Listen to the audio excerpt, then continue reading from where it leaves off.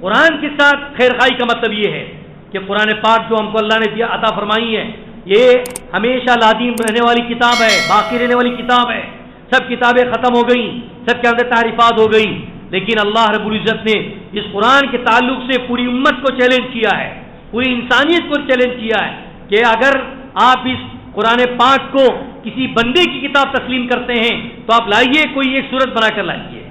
کوئی ایک آیت بنا کر لائیے، اور یہ چیلنج ابھی تک ختم نہیں ہوگا جب تک کہ قیامت قریب نہ آ جائے اور قیامت برپا نہ ہو جائے۔ اس وقت تک قرآن پاک کا پورا چیلنج باقی ہے۔ مطلب یہ ہے کہ قیامت تک اس کے برابر کوئی کتاب نہیں آ سکتی اور کوئی آیت نہیں اتر سکتی ہے، کہ اللہ تعالیٰ کی طرف منزل من اللہ ہے اور اللہ کی طرف اتری ہوئی کتاب ہے، اس کے اندر ذرہ برابر تبدیلی نہیں ہو سکتی۔ آج ہمارے ذہنوں کے اندر ہمارے ہی مسلمانوں میں سے کتنے لوگ اٹھے، کتنی آوازیں اٹھائی گئیں کہ لوگوں نے کہا کہ یہ منزل من اللہ نہیں ہے، یہ تحریف شدہ ہے، یہ فلانے کی لکھی ہوئی ہے، یہ فلانے کی لکھی ہوئی ہے۔ یہ بے وقوف نہیں جانتے ہیں کہ اللہ رب العزت نے اس کی حفاظت کے لیے کیا کیا انتظامات فرمائے ہیں۔ آج ہم ہی میں لوگ اٹھ کے کھڑے ہو رہے ہیں اور بعض نوجوان ان کا فالو کرتے ہیں، ان کے انسٹاگرام پر ان کے فالوور بہت سے لوگ پڑے ہوئے ہیں اور وہ بھی اپنے سوالات پیدا کرنے کی کوشش کرتے ہیں۔ اس لیے میں آج صاف یہ بات کہنا چاہتا ہوں کہ قرآن پاک اللہ تعالیٰ کی طرف سے اتری ہوئی کتاب ہے، اور اس کے جو بھی الفاظ ہیں، جو بھی حروف ہیں، اللہ نے خود اتارے ہیں۔ نبی کریم صلی اللہ علیہ وسلم کے قلب مبارک قلب اطہار پر اس کو اتارا گیا، آپ نے اس کو یاد کیا، صحابہ سے یاد کروایا، پھر اپنے زمانے میں اس کو لکھا گیا۔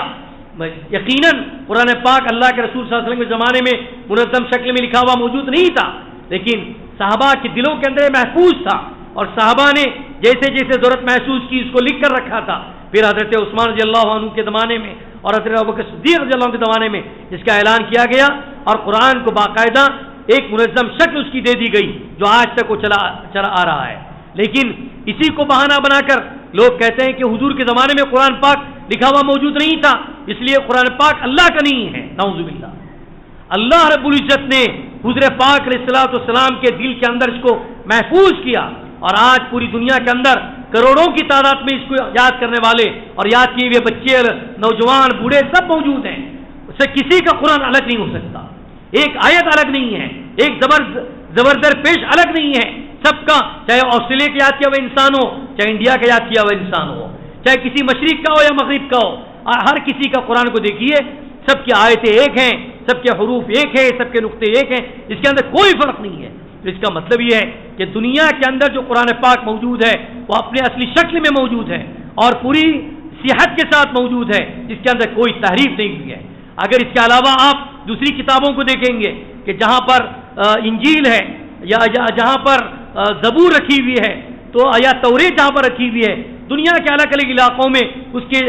کے الگ الگ آپ کو نسخے ملیں گے، اور کچھ نسخوں کے اندر کچھ باتیں ہوں گی، کچھ باتیں نہیں ہوں گی، کہ کچھ باتوں کا اضافہ ہوگا، کچھ باتوں کی تخفیف ہوگی، یہ چیزیں موجود ہیں۔ لیکن قرآن پاک کا جہاں تک تعلق ہے جو اپنی اصلی اور حقیقی شکل اور صورت کے اندر موجود ہے، اس کے اندر کوئی تبدیلی واقع نہیں ہوئی ہے۔ اس کا یقین ہر ایک بچے کے اندر، ہر ایک بوڑھے کے اندر مرتے دم تک ہونا چاہیے،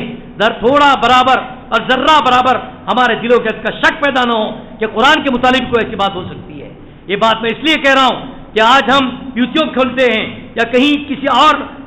اس میں سوشل میڈیا میں جاتے ہیں تو دیکھتے ہی دیکھتے ایسا معلوم ہوتا ہے کہ قرآن پاک ان کا بنایا ہوا ہے، قرآن پاک ابھی انہوں نے لکھ کر لایا ہے، ایسی باتیں یہ لوگ کرتے ہیں، اور کچھ نوجوان ان کے پیچھے پڑے رہتے ہیں، بیچاروں کو علم نہیں ہے، صحیح معلومات نہیں ہے، جس کی وجہ سے اپنے ایمان سے ہاتھ دھو بیٹھتے ہیں۔ اس لیے ہم کو چاہیے کہ ہم کو قرآن پاک کے تعلق سے ہم بار بار غور کریں، اور قرآن نے بھی اس کی دعوت دی ہے اور اس کی ترغیب دی ہے کہ افلا یتدبرون القرآن، کیا وہ قرآن کو پر غور نہیں کرتے، کیسی کیسی چیزیں اس میں لکھی ہوئی ہیں۔ مختصراً یہ عرض ہے کہ اللہ کے رسول علیہ السلام نے فرمایا کہ یہ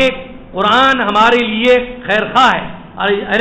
قرآن کے لیے خیر خواہ یہ ہے کہ اس پر ایمان لایا جائے، اس کی صحیح تلاوت کی جائے، اس کو یاد کیا جائے، اس کے احکامات یاد کیے جائیں، اس کو سمجھا جائے، اور اس کے اندر جو معانی اور مطالب ہیں اور ہماری جو تشریحات ہیں ان تشریحات کو بھی اس میں داخل کر کے دیکھیں کہ اللہ رب العزت نے